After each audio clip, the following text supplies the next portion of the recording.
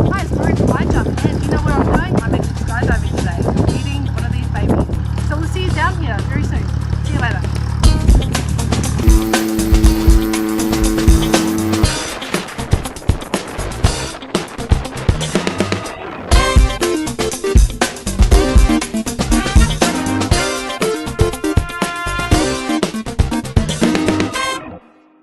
Hey, it's Simon here from iJump. So why is Marie going to be jumping out of a plane?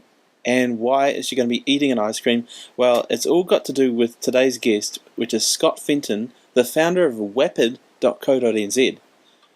Now, we'll get back to the plane shortly, but here is Scott to explain for himself what Wapid is. We'll see you shortly.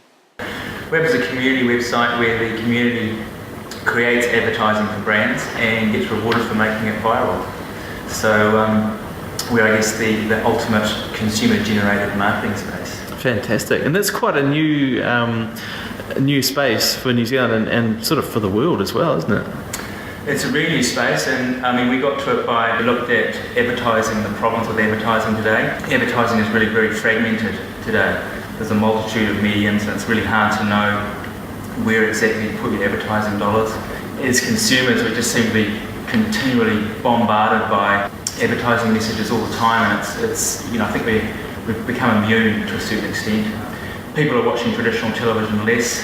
It's very hard to know you know, if people are actually engaging with the advertising, or whether they've hit the mute button and they're taking a toilet break or going and making a cup of tea. It's very hard for brand managers today to know when they're running a campaign whether they're actually hitting the audience. Obstructive advertising that interrupts is becoming intolerable. Yeah. And you know, as a consumer, I hate it. I definitely hit the mute button when the ads come on. At the same time, social networks have, you know, this phenomenon has exploded in the last 5 years. People are spending a lot more time online. Whether that's on a mobile phone or a PC at work or at home, they're online a lot more. Sure. And in the online environment, they have complete control of their media. You know, you have a blog, this blog sort of platform now where consumers have pretty much a free platform and unlimited publishing power. Now a consumer can influence and be influenced by other consumers. And you know, when you get a message or a video or something that's sent from a friend, you tend to get engagement. People actually will look at that video or they'll look at that message. It cuts through the advertising clutter. This is a huge momentous shift of advertising power to the consumer in this online world. And all brand managers and marketers know this, they know that very well. What they are finding hard is there's no way for them to consistently execute viral and consumer-generated marketing campaigns. It's a bit sort of a hit and miss. It is, yeah. I mean, it's not like they can just go and set their page up on MySpace and give a few lollies out, wave their flag and make some friends and call it done. It just doesn't work that way. Sure. So Wapid basically sets out to solve that problem. Cool. It's a platform that connects brands with consumers and consumer-generated media. It connects brands with key, what we call online influencers. That's prolific bloggers or YouTubers with 10,000 plus subscribers. So that we have those people in our community. We understand the demographic of their subscribers. We understand the geographic location of their subscribers.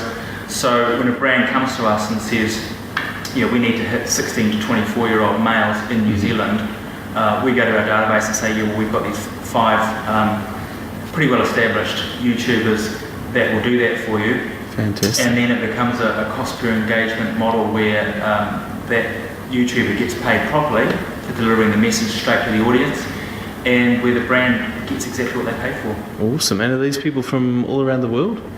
At the moment, we're trying to focus on New Zealand as a test market to validate the idea. Great. And to get it up and running.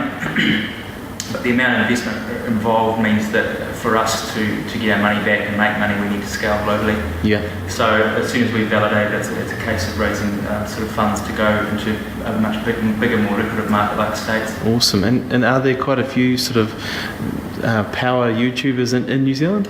There's actually a lot of talent in New Zealand. Wow. You know, from amateur enthusiasts.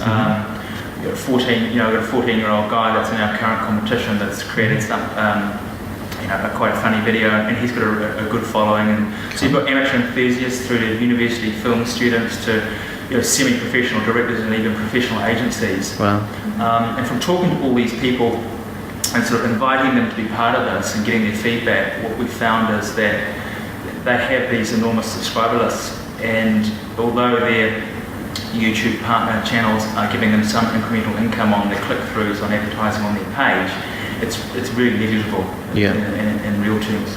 And so in order for them to monetize that subscriber list effectively, they see Wapid as a prime solution. So it's really solving the problem for them and solving the problem for the brands. We're just sitting in the middle, connecting it. Are they torn between their art and sort of the commercial demands of what you're doing? One of the key concerns for someone in this space is to keep their creativity and their integrity. And so, I think if someone runs 16 different product ads a week through their channel, they're going to devalue themselves very, very quickly. Right. And so there's a lot of education, I think, from us on our side too, to sort of help them manage that and say, if you've got 250,000 subscribers, we're going to wait for a brand that wants to do something more long term and really get maximum value for them and for yourself, so that you don't actually devalue what you're doing. So, at the end of the day, the beauty of it is the user, the community decides whether they're going to participate or not participate in a particular campaign. It's totally up to them. It's a free market situation, and there's plenty of talent out there. So we see this as definitely got a good business model going forward. It's sort of almost the ad agency of the future in a way. In a sense, I don't think we will replace the traditional forms of advertising. There's always going to be an advertising model around television, albeit that it's changing. But we see ourselves more in terms of an add-on that we will partner with the big agencies to provide that part of the campaign, because no one's actually really specialised in doing what we're doing. So where do you see it heading in the future? What we don't know now is the cost per engagement, what people are prepared to pay. There's a lot of metrics around what is a unique engagement with a video that we're trying to work out. We're trying to partner with a company. We've opened discussions with them, a company called Visible Measures in Boston. And what they do is they actually can measure how the viewership goes on a video from start to finish, so they can actually see how many people have viewed it to the end. They can track it as it goes around the internet. These sort of metrics are going to be essential for us to validate our model, and for a sort of an independent party to come in and confirm that unique engagements actually have occurred.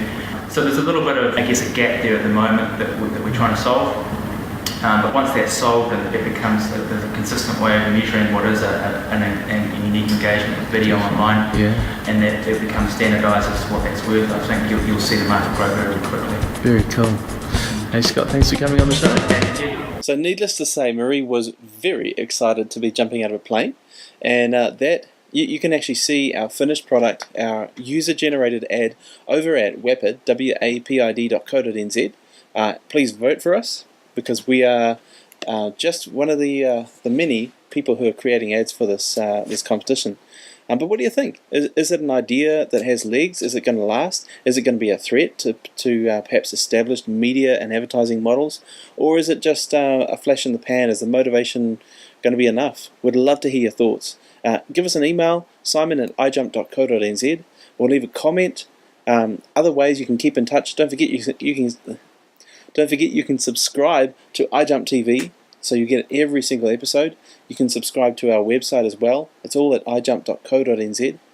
You can become friends with myself or Marie on Facebook. We'd be happy to see you. And also Twitter and LinkedIn. So that's it for now. We would love to hear your comments, and we'll be in touch next week. Catch you later.